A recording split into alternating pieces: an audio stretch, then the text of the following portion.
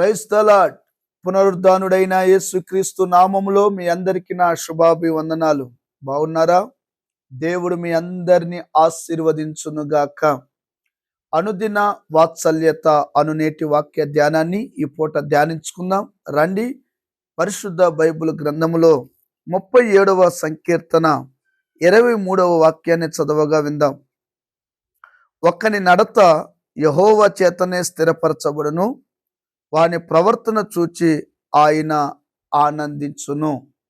ఆమేన్.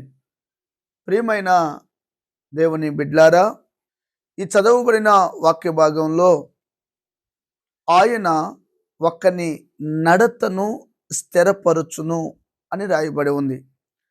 ఈ రోజున మానవుని జీవితంలో స్థిరము లేదు. ఏ పని అప్పచెప్పినా ఆ పనిలో కొంతమందికి స్థిరం ఉండదు. ఏదైనా ఉద్యోగం చేస్తే ఆ పనిలో స్థిరం ఉండదు. ఏదైనా వ్యాపారం ప్రారంభిస్తే ఆ పనిలో స్థిరం ఉండదు. చాలా మంది విఫలమైపోవడానికి కారణం ఏంటయ్యా అంటే స్థిరత్వం లేనందువలన. అవునా కాదా? ఈరోజు నీ జీవితంలో స్థిరత్వం కలిగి బ్రతకాలని, స్థిరముగా నిలిచి ఉండాలని, నిన్ను స్థిరపరిచి బలపరచాలని దేవుడు కోరుకుంటున్నాడు.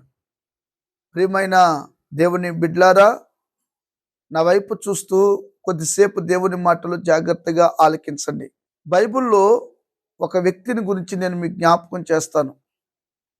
అతని పేరు పేతురు. మనందరికీ బాగా తెలుసు, పేతురు అనగా తొందరపాటు, పేతురు అనగా దుడుకు పేతురు.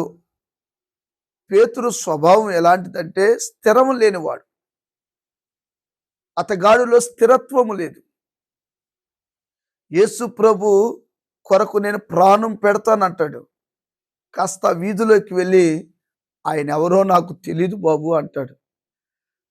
ఒక చిన్న బిడ్డ వచ్చి నీవు కూడా ఆ యేసుతో ఉన్న వ్యక్తివి కాదా, ఆ శిష్యులతో ఉన్న వ్యక్తివి కాదా అంటే, అయ్యోయ్యో కాదు కాదు, ఒట్టు, నేను శపించుకుంటాను, వాళ్ళెవరో నాకు తెలియదు అంటాడండి. అసలు ఇతని జీవితంలో ప్రభుతో ఉన్నాడు, ఎన్నో అద్భుతాలు చూశాడు, ఆశ్చర్యకార్యాలు చూశాడు, స్థిరత్వం లేదు.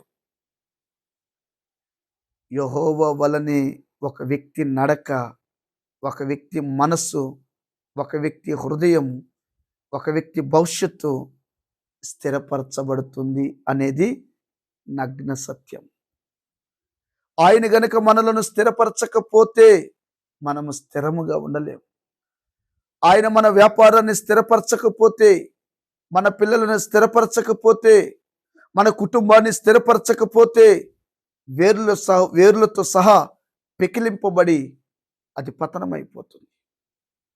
ఈ ఉదయకాలం నీవైనా నేనైనా స్థిరంగా నిలిచి ఉండాలంటే అది దేవుని వలనే సాధ్యపడుతుంది. అయితే ఎలా ఒక వ్యక్తి స్థిరపరచబడతాడు? ఒక మాటను చదవగా విందాం. 119వ కీర్తన 113వ వాక్యాన్ని చదివితే, నీ కట్టడాలు ఆజ్ఞల వలనే స్థిరపరచబడతారు అని రాయబడి ఉంటుంది. అంటే ఒక వ్యక్తి స్థిరపడాలి అనంటే ఆజ్ఞలు ప్రాముఖ్యం, వాక్యము ప్రాముఖ్యం. ఆ వాక్యమే దేవుడై ఉన్నాడు గనక దేవుని ఆజ్ఞలను మనం ఏం చేయాలంటే పాటించాలి. స్థిరము లేని నీ జీవితంలో దేవుని వాగ్దానాన్ని, దేవుని ఆజ్ఞను నీ ముందు పెట్టుకొని నువ్వు బ్రతకగలిగితే నిశ్చయముగా నా దేవుడు నిన్ను స్థిరపరుస్తాడు. బొంకిన పేతురు, ఆయన ఎవరో నాకు తెలియదని చెప్పిన పేతురు, యేసు ప్రభుతో 33.5 సంవత్సరాల్లో ఈ 3.5 సంవత్సరాలు యేసుతో తిరిగి అద్భుతాలు మహత్కార్యాలు చూచిన పేతురు మరి ఎలా స్థిరపరచబడ్డాడు? ఎలా బలపరచబడ్డాడు? పరలోకపు తాళాలు చెవి అతగాడి చేతికి దేవుడు అప్పగించాడు. ఈ 12 మంది అపోస్తలుల కంటే ప్రథమ అపోస్తలుడుగా దేవుడు పేతురుని స్థిరపరిచాడు. ఎందుకో తెలుసా? దేవుని ముఖము దేవుని వాక్యము, దేవుడు చెప్పిన ఆ మాటలు ఒక రోజున కోడి కూసిన వెంటనే దీనమొహంతో యేసు ప్రభు పేతురుని చూసినప్పుడు పేతురు పశ్చాత్తాపుడై దుఃఖపడి వేదనపడి కన్నీళ్లు కార్చి, నేను తప్పు చేశానయ్యా, నా జీవితంలో స్థిరం లేకపోవడం కారణం నేనెప్పుడు ఆజ్ఞను పాటించలేదయ్యా, నేను నీకు అప్పగించుకోలేదయ్యా అని పశ్చాత్తాపడి దేవుని సన్నిధిలో ఒప్పుకొని తీర్మానం చేసుకొని ఆజ్ఞలను పాటించడం ప్రారంభించాడో అతగాన్ని దేవుడు ఉన్నత శిఖరాలను ఎక్కించాడు. గొప్ప దైవజనుడిగా మార్చి ప్రపంచానికే దేవునిగా చేశాడు. వాక్యం వింటున్న నీలో స్థిరము లేగదా? స్థిరముగా నిలిచి ఉండలేదా? వాక్యములో నుంచి వచ్చిన ఆజ్ఞలను నీ ముందు పెట్టుకొని నడవగలిగితే నిశ్చయముగా నా దేవుడు నిన్ను స్థిరపరచునుగాక, బలపరచునుగాక, ఘనపరచునుగాక, ఊరేగించునుగాక. ఊరి వాళ్ళకే కాదు, దేశానికే నిన్నొక తలమానికిగా ప్రభు చేయునుగాక. దేవుడి మాటలు మీ గుండెల్లో స్థిరపరచునుగాక. ఆమెన్. ప్రార్థన.